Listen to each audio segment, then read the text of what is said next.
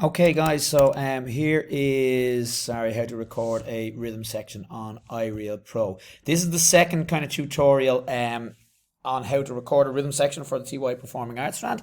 I did one earlier on for Soundtrap. Now, Soundtrap is what I want you to use, guys. That is what you should be using.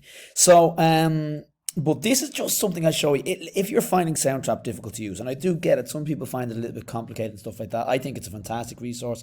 When you spend a bit of time, sit down, spend a bit of time at it, and it works great. But I want to show you this other way here. So ireal Pro is a piece of software.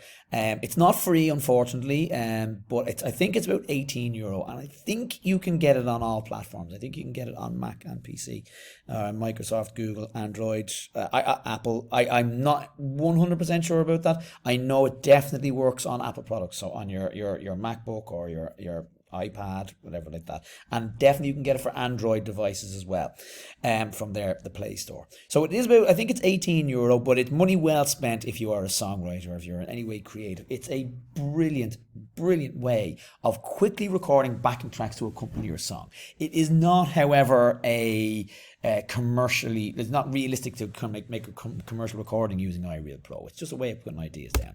So again, just a quick reminder of the process you go through for creating your backing tracks. First things first, you need to write out the chord structure of your song and be sure of how many bars there are. You need to establish the tempo of your song, and you need to select a drum loop that you like and input a bass line over your drum loop. These last 2 points are irrelevant with ireal Pro. ireal Pro literally does all this for you, which is fantastic. And if you wanted a reminder of how to write out the chord structure of your song and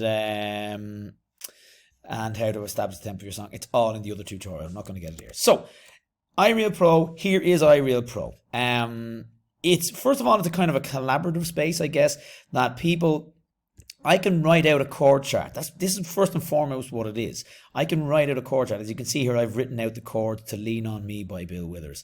I used this song in the other tutorial as well, so why not stick with this? It's really easy to use. So let's say, for example, I want to create a new one. Let's say just a blank chord chart here. So you can see I've got a blank canvas here. I'm literally going to type out the first 4 bars of Lean on Me here. I'm typing the word C, return, return, return, and then over here on the right hand side, I'm going to put in a bar line. Okay. The next bar is the chord of F, return, return, return, and I'm going to put in a bar line. We then have a chord of C, return, return, return, put in a bar line, and then a chord of G, return, return, return, put in the bar line. Okay, so that has written out the first word. Now, just for the sake of today, just for a sense of ease, I'm going to make that a 4-bar repeat. You can see here, that's the 2 dots there, means repeat. So I'm just going to play these 2 bars. Now, here's the beauty of it. That is just 4 chords. Now, obviously your song's going to have more than 4 bars in it, but let's say I'm just writing a 4-bar song. I'm going to change this to me. I'm going to change the title. Whoops, sorry. That has just kind of spoiled the surprise here. So I'm going to type in, instead of, Lean on Me intro, we'll call it. Composer was Bill Withers. And that's fine. Now, here's where it's great.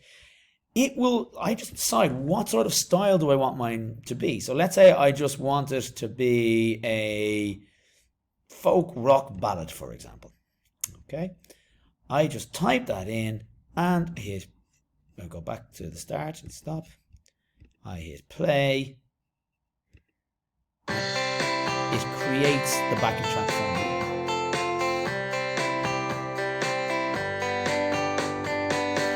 So you can see it has created a guitar line, a bass line, and a drum line to accompany me. The tempo is a bit fast, so I can change the tempo here. Just go down to this. I'm going to change it to 80. Dead simple.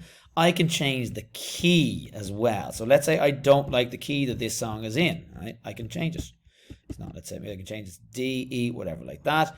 And let's say I want to change it to something else. Let's say I want to change it to a Latin song.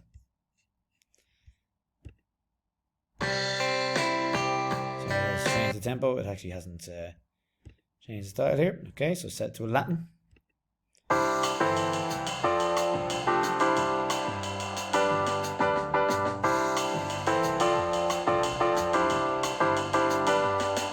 And you can have loads of fun with that. You can change it to whatever you want. Again, I said there's where you actually change the key. Let's say it's too low for me. I can change it to the key of C. Set it to the key of D. Save. And it will play for me now. It actually hasn't changed the key there anyway. I don't know why. But again, I don't want to get into that too much because this is not what we're doing this for. So guys, there's ireal Pro, a brilliant resource for just creating quick backing tracks. If you're writing songs yourself at home, at the piano, whatever it is, it's a fantastic tool. Okay, it's brilliant for practicing. You'll also find, guys, people have put up like I'd say most pop songs you want a backing track for is up there for. The sounds aren't great. They're fairly basic sounds. They're kind of MIDI sounds.